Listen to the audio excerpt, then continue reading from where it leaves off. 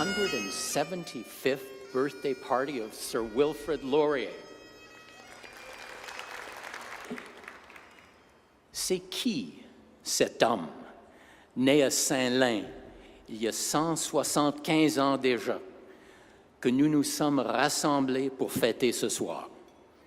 S'agit-il de rien de plus qu'une image imprimée sur le billet de 5 $, une espèce de revenant dont les réalisations remontent si loin dans le temps qu'on n'arrive plus tout à fait à se rappeler comment et pourquoi sa vie a touché l'histoire du Canada? Eh bien non.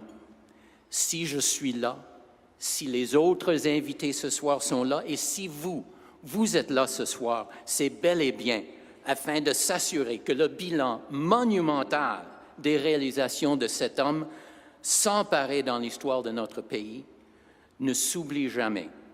Et au contraire, qu'il soit fêté comme il se doit et comme il faut, car Sir Wilfrid est toujours parmi nous, grâce à la sagesse et à l'énergie avec lesquelles il a modelé la politique, les institutions et surtout les idées qui sont à la base du Canada moderne.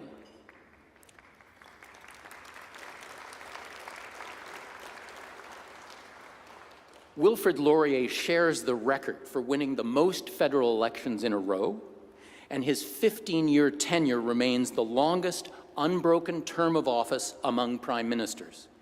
His nearly 45 years of service in the Commons is a record, as is his nearly 32 years as leader of a major political party. But impressive as these proofs of affection in a bygone era are, they are not his greatest achievements. When in 1904, Sir Wilfrid proclaimed that the 20th century would be filled by Canada, this was no mere boastfulness.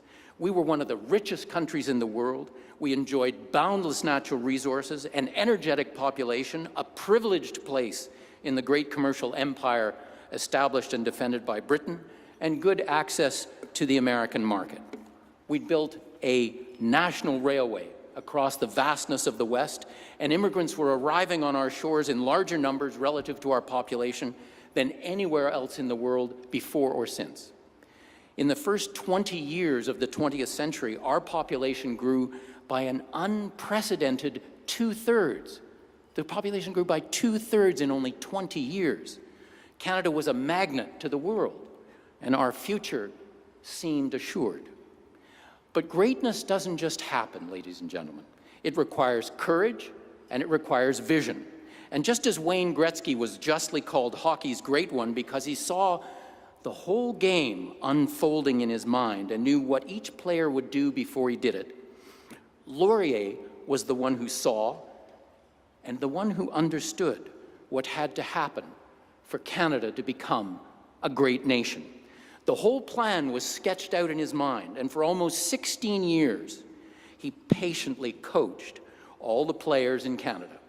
And slowly, methodically, he shaped our institutions, he shaped our landscape, he shaped our relations with Britain and America to the end of making Canada the most prosperous, dynamic, and attractive country on earth. And that rise to full consciousness of Canada under his stewardship remains a tale of heroic exploits still recounted in hushed and admiring tones by those who have not forgotten just how distinguished that period of our history was. For we were not merely talking about overtaking America as the world's awakening economic giant and the light unto the benighted masses of foreign lands. We were hard at work creating that future every day. Il s'agissait d'un départ marqué comparé à la perte d'énergie et d'élan dans laquelle le Canada, tout comme le reste du monde ailleurs, avait sombré pendant les 3 décennies qui ont suivi 1867. Ce nouveau pays, si clairement marqué pour le succès, avait néanmoins clairement perdu de son superbe, bien que les réalisations de cette époque demeurent remarquables. La création de 3 nouvelles provinces, l'achat de Rupert's Land, la construction du CPR et le fait d'avoir survécu au remue de la rébellion de Riel. Ayant réalisé l'exploit sans précédent d'avoir créé un pays de toutes pièces, le gouvernement et la population semblaient quelque peu épuisés et essoufflés. Then, in 1896, came Laurier. By 1910, 500,000 immigrants had entered Canada on Laurier's watch, many of them bound for the West, where the Liberals' expansionist settlement policies had made our last best West a magnet for the world's dispossessed. In the first 2 decades of the new century, our population grew by 2/3, and nearly 2/5 of that growth came from immigration. Nothing like those numbers have been seen before or since. Not only did immigrants come in vast numbers, but outmigration to the more prosperous United States, the bane of our country's early years, slowed to a trickle. The rush of newcomers to Canada was so great, and the attraction of the West so irresistible, that Laurier was obliged in 1905 to cut 2 new provinces out of the federally administered Western Territories. And one of those new provinces, Saskatchewan, was seen to be such a land of opportunity that it quickly became the country's 3rd largest province by population and remained so for many years. These trends were far from abstract.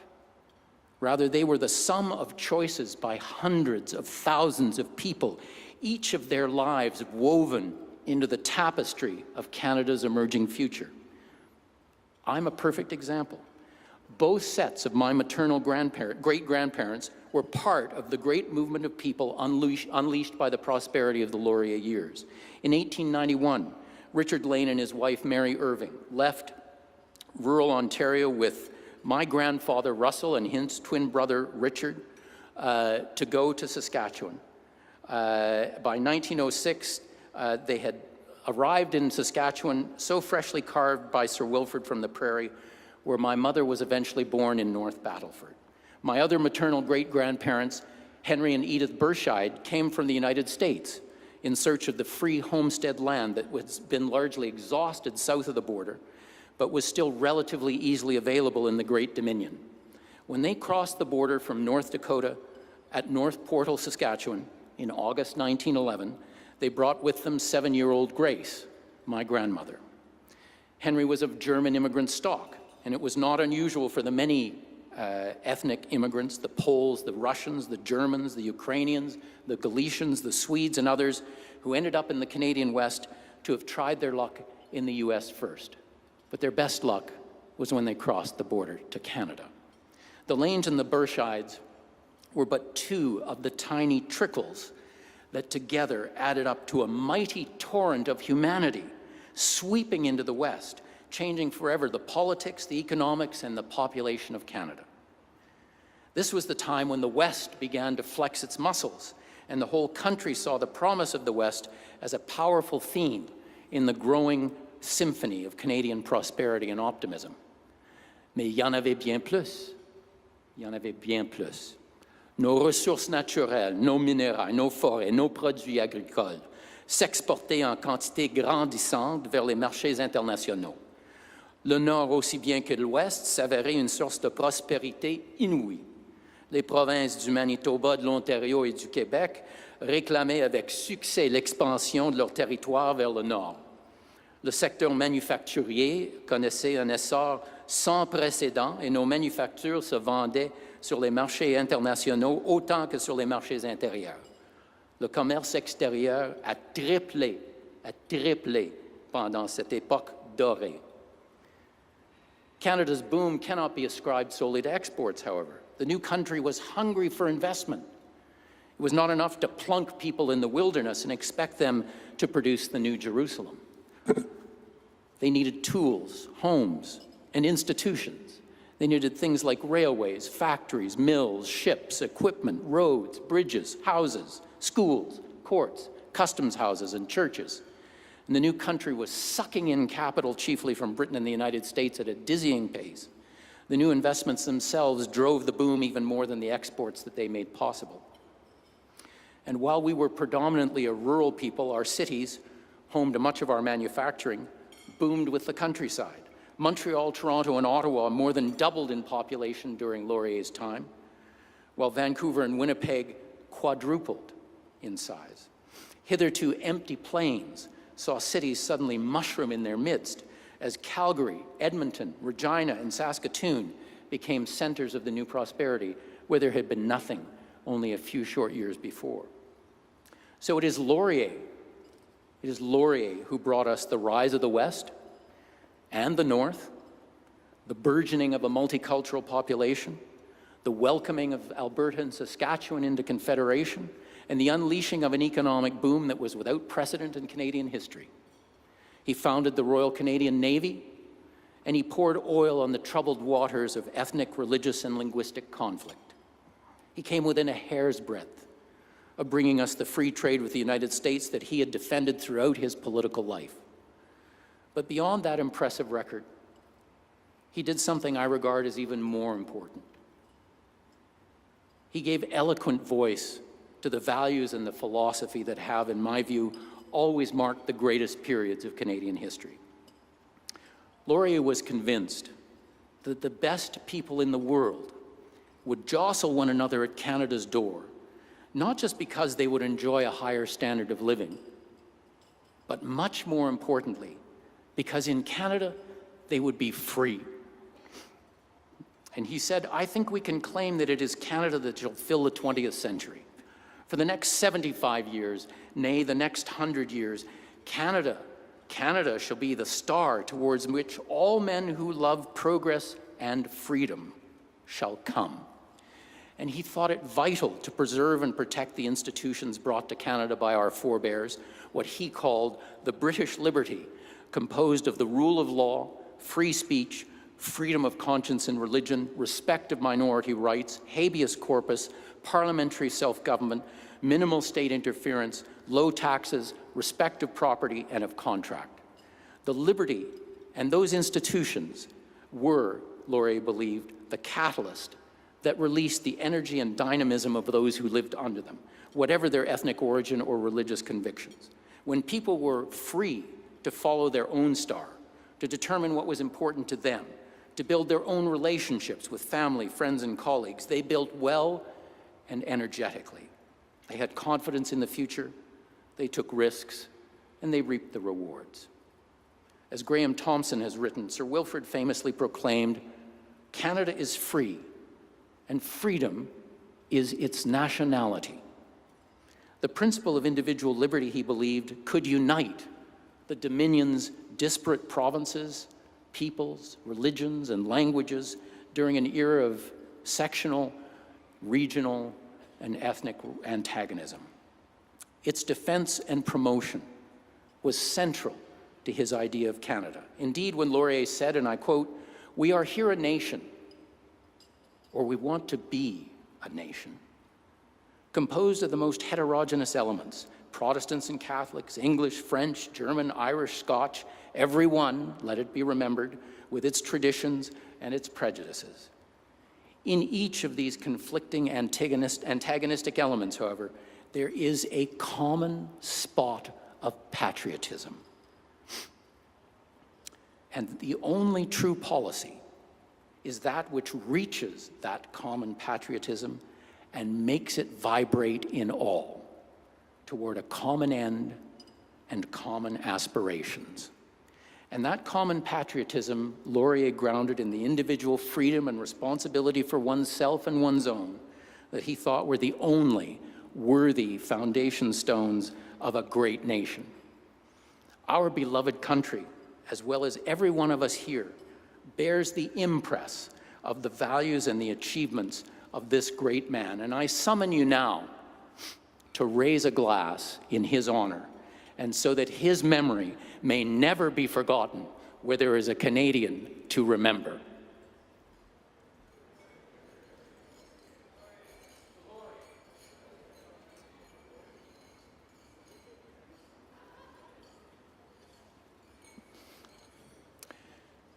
I'll trespass no more upon the topic of Sir Wilfrid's legacy to Canada, as we have a distinguished panel who will do far more justice to the matter than I later this evening.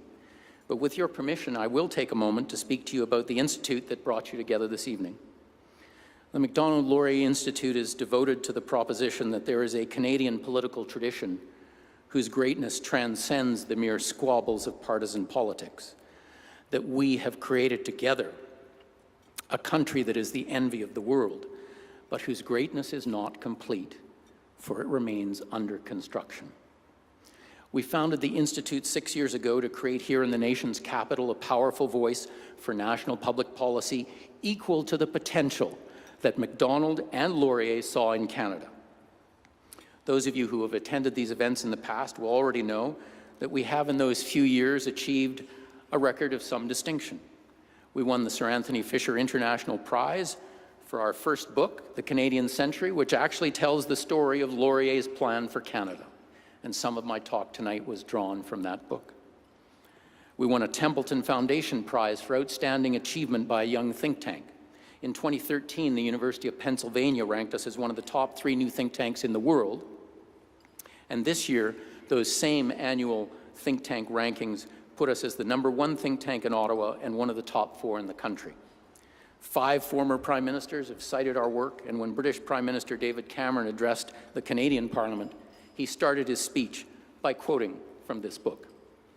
Thank you for being here with us and with Sir Wilfrid to celebrate the institute that bears his name.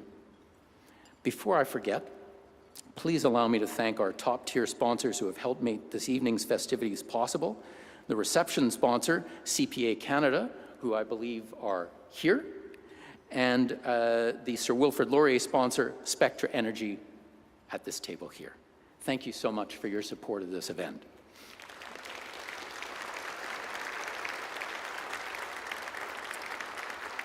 And now I'm going to ask the CEO of this magnificent museum, Mark O'Neill, to come and offer you a word of welcome. Mark.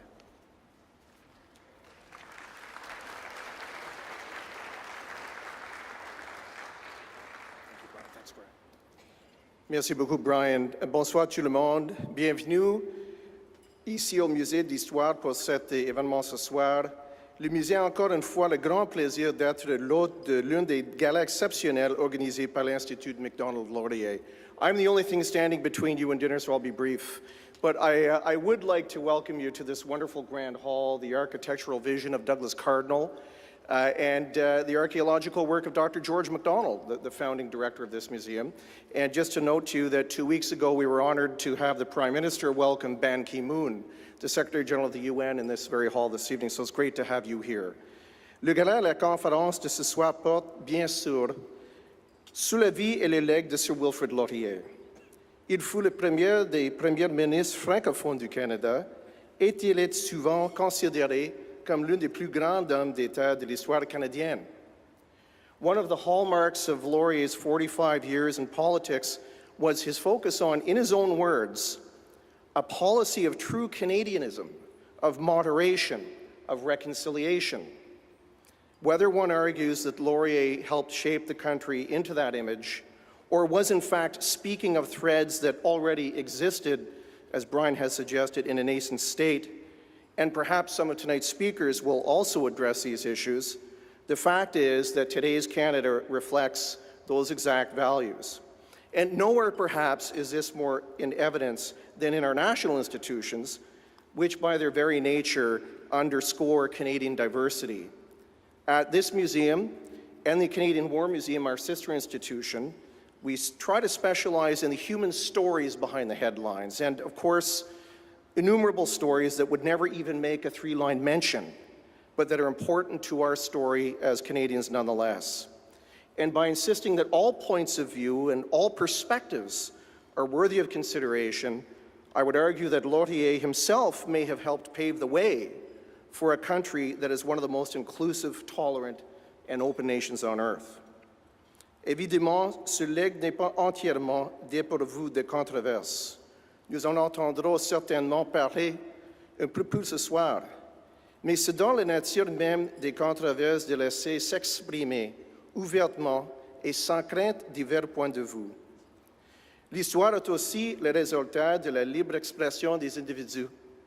Laurier défendait avec force le droit d'exprimer différents points de vue et il recommandait vivement la recherche d'un consensus.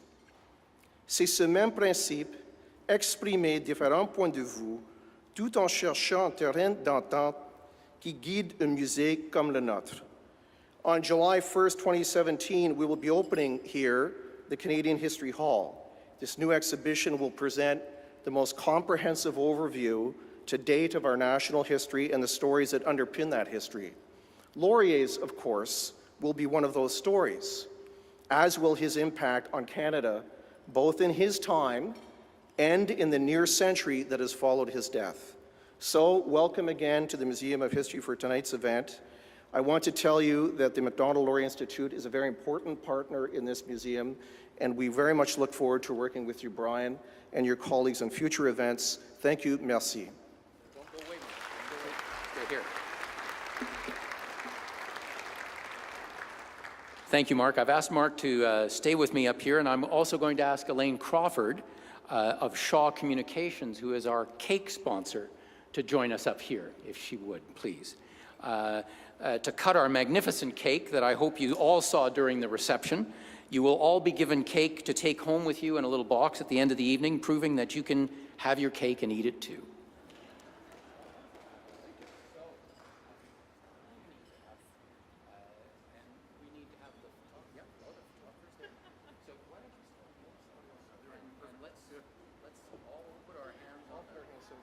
How's that? Right? Is that a good shot for you, John?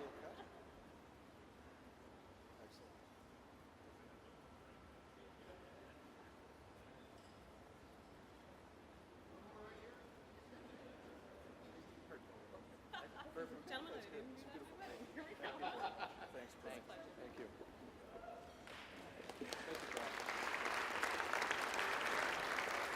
All right, ladies and gentlemen, please enjoy your meal, and we'll start the panel discussion as soon as the main course is cleared away. Thank you so much.